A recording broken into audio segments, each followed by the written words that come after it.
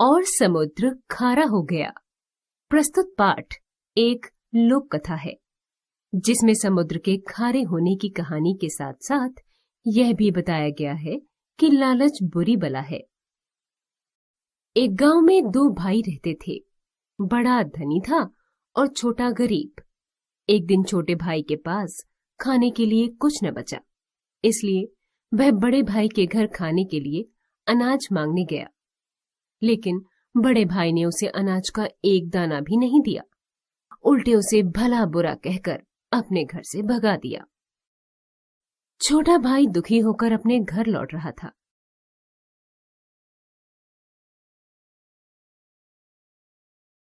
रास्ते में उसे एक बूढ़ा आदमी मिला। उसके सिर पर लकड़ियों का गट्ठर रखा था।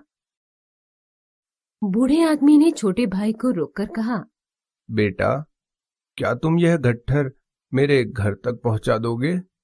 मैं बहुत थक गया हूं। छोटे भाई ने बिना कुछ कहे बूढ़े के सिर से लकड़ियों का गट्ठर उतारा और अपने सिर पर रखकर चुपचाप बूढ़े के पीछे पीछे चलने लगा।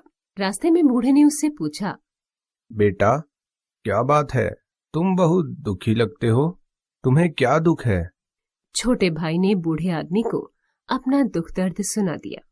छोटे भाई की बात सुनकर बूढ़े ने कहा, बेटा, धैर्य रखो। घर पहुंचने पर मैं तुम्हें एक ऐसी चीज दूंगा कि फिर तुम्हें किसी से कुछ मांगने की जरूरत नहीं रहेगी। घर पहुंचकर बूढ़े आदमी ने छोटे भाई को बैठने के लिए कहा। छोटा भाई पसीना पोंछते हुए वहीं बैठ गया। इतनी देर में बूढ़ा आदमी घर के अंदर गया। बाहर आया तो उसके हाथ में पत्थर की एक चक्की थी। बूढ़े आदमी ने छोटे भाई को चक्की देते हुए कहा, बेटा, यह कोई साधारण चक्की नहीं है। इसे सीधे हाथ की तरफ घुमाकर तुम जो चीज मांगोगे वह तुम्हें मिल जाएगी। जब तक तुम चक्की को बाएं हाथ की तरफ नहीं घुमाओगे तब तक वह चीज तुम्हें मिलती रहेगी। छोटा भाई पत्थर की चक्की लेकर घर आ गया। उसकी पत्नी भूखी प्यासी उसका इंतजार कर रही थी। उसने जब अपने पति के हाथ में पत्थर की चक्की देखी तो उदास हो गई। छोटे भाई ने अपनी पत्नी को एक चादर लाने को कहा। वह दुखी मन से एक चादर उठा लाई। तब छोटे भाई ने चादर बिछाई और चक्की को उस पर रखा। फिर उसने चक्की के आगे हाथ जोड़कर कहा, जय जय चकिया, मुझे चावल दे बढ़िया।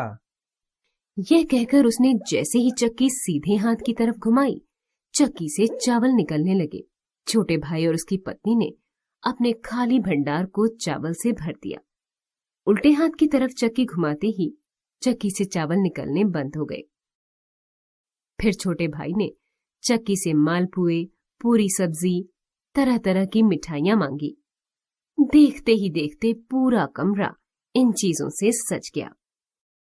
धीरे धीरे छोटे भाई के पास महल जैसा घर, नौकर चाकर सभी कुछ हो गया। अब छोटे भाई की गिनती नगर के बड़े सेठों में होने लगी। बड़ा भाई यह सब देखता सुनता तो मन ही मन बहुत जलता। वह सोचता कि कुछ दिन पहले तो इसके पास खाने तक को न था, अब इतना धन कहां से आ गया? जरूर इसमें कोई न कोई रहस्य है। एक दिन वह छिपकर छोटे भाई के घर गया। उसने देखा कि छोटा भाई चक्की घुमाकर मनचाही चीजें निकाल रहा है। यह देखकर उसे बहुत आश्चर्य हुआ। बाहर आकर वह चक्की चुराने का उपाय सोचने लगा। उसी रात छोटा भाई और उसकी पत्नी सब सो रहे थे। तब बड़े भाई ने चक्की चुरा ली। उसने सोचा, यदि इस गांव में रहा तो लोगों को चक्की चुराने की बात कभी न कभी पता चल जाएगी। यह सोचकर उसने दूसरे देश जाकर रहने की बात सोची। बड़ा भाई परिवार सहित नाव में बैठकर दूसरे देश जाने लगा। बड़े भाई की पत्नी अपने साथ खाना बनाकर लाई थी। नाव अब तक बीच समुद्र में पहुंच चुकी थी। सभी को भूख लगी थी। बड़े भाई की पत्नी ने सबके लिए खाना परोसा, लेकिन पहले ही कौर में पता चल गया कि खाने में नमक नहीं है। बड़े भाई की पत्नी बोली, लगता है मैं जल्दी जल्दी में खाने में नमक डालना भूल गई।